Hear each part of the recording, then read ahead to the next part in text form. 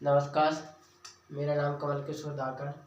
आज आपके लिए लेकर आए हैं हम सेल का दूसरा वीडियो, जिसमें जानेंगे हम सेल डिवीजन के बारे में, यानी कोशिका विभाजन के बारे में। इससे पहले मैं एक वीडियो अपलोड कर चुका हूँ, वो कोशिका की संरचना के बारे में थी। एक सेकंड वीडियो है जो सेल डिवीजन के बारे में है। तो चलती है, समझते हैं कोशिका विभाजन को। सबसे पहले जानते हैं हम कोशिका विभाजन क्या होता है।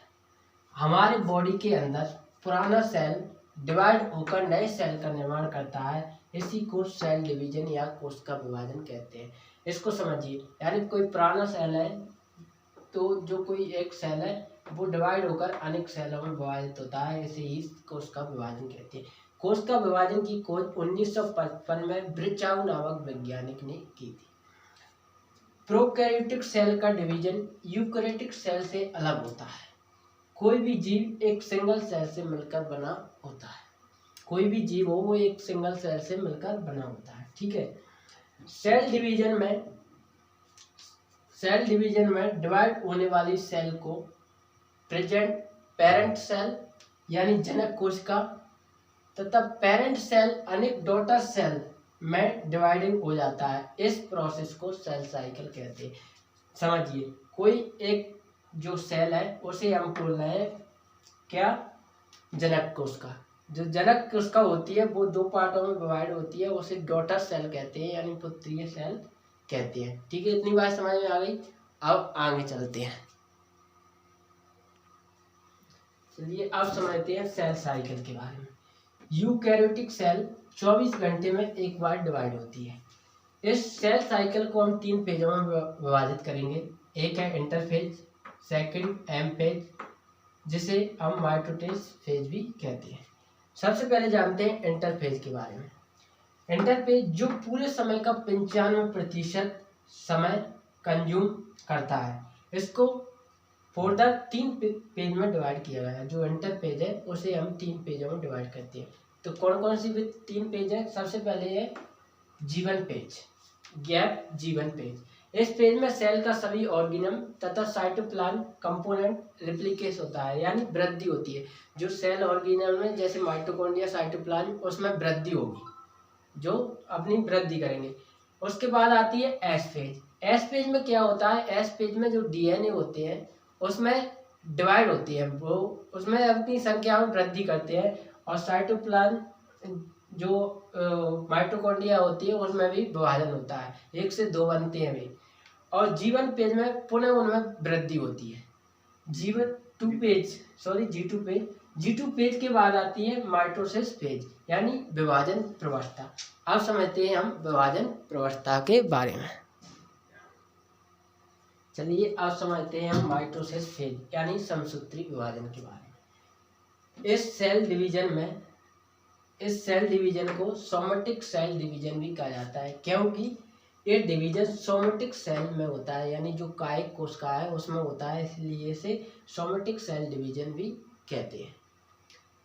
एनिमल सेल में माइटोसिस डिवीजन को सबसे पहले वॉल्टर फ्लेमिंग ने 1880 में देखा और उन्होंने इसे माइटोसिस का नाम दिया। ठीक है, इतनी बात समझ में आ गई। अब आगे चलते हैं। अब आगे माइटोसिस जो समसूत्री विभाजन है उसकी पेजेज को समझेंगे। इसे 4 पेजों में बांटा गया है, एक एक से हम इनकी पेजेज को समझेंगे। एक बार सूत्री के बारे में बता दो।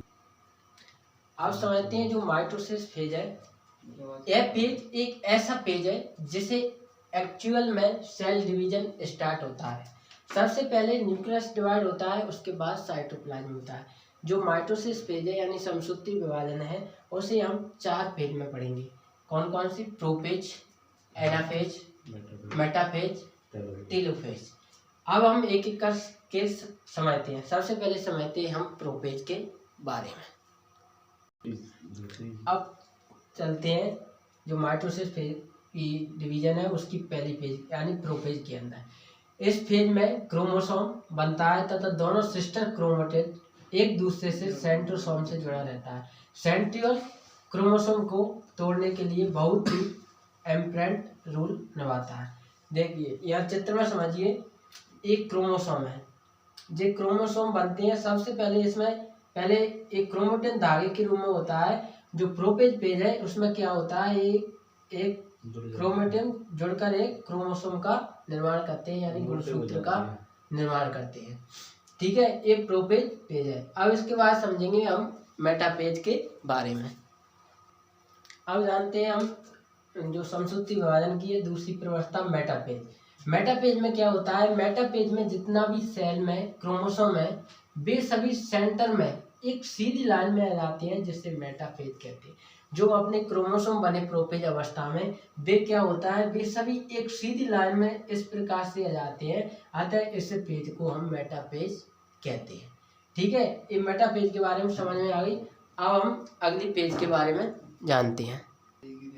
अब समसूत्री विभाजन की जो थर्ड प्रवस्था है एनापेज। एनापेज में क्या होता है, जो मेटापेज में क्रोमोसोम एक सीधी लाइन में व्यवस्थित हो गए थे। एनापेज में जो एक सीधी लाइन में व्यवस्थित हो गए थे मेटापेज में। अब इसमें क्या होता है, एनापेज में जो क्रोमोसोम है दो भागों में डिवाइड हो जाते हैं और एक दूसरे की ओर अपोजिट जाते हैं। ये अपोजिट जाते हैं और एक इस प्रकार से संरचना बनाते हैं। तो सब समझते हैं हम। एनापेज में प्रोटीन जो सिस्टर क्रोमेटिड को होल्ड किया होता है वह टूट जाता है तथा क्रोमोसोम दो भागों में बट जाता है। क्रोमोसोम जो दो भागों में बट जाता है और क्रोमोसोम जैसे दो पार्टों में फ्री होता है, फ्री क्रोमोसोम को काइनेटोक्रोम द्वारा ऑफसाइड पोल की ओर खींच लेता है। यानी जो स्पेंडल फाइबर्स होते हैं उसको दोनों तरफ की ओर खींच लेते हैं अपोजिट। इधर वाला क्रोमोसोम आधा क्रोमोसोम इधर, आधा क्रोमोसोम इधर। इसे हम क्रोमोसोम ना कहकर अब क्रोमेटिड कहेंगे। क्रोमोसोम ना कहकर हम अब इसे क्रोमेटिड कहेंगे। अब अपन चलते हैं जो समसूत्री विभाजन की है चौथी प्रवस्था के बारे में समझते हैं। और समसूत्री विभाजन की लास्ट प्रवस्था को समझते हैं टेलोफेज के बारे में।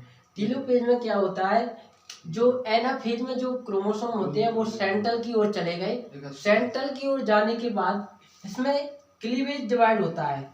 इसमें क्लीवेज होता है जिससे एक केंद्रक दो पार्टों में डिवाइड हो जाता है। यानी जो साइटोकेंद्रक है दो पार्टों में डिवाइड हो जाता है। इस प्रकार से दो सेल का निर्माण होता है। तो पुनः एक बार फिर समझिए।